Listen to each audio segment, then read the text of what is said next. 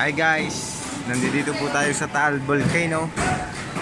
At ito po, nausok na naman po siya. Medyo may kalakasan po ang kanyang pag-usok ngayon.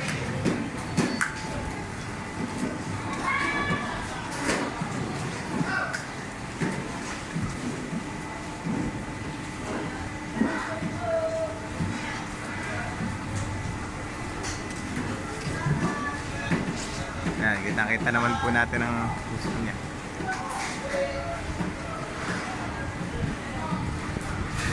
Yung may kakapalan po ng usok.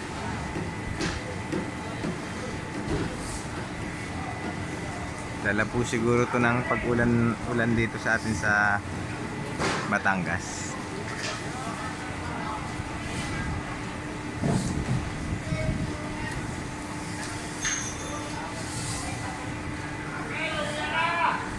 Thank you po.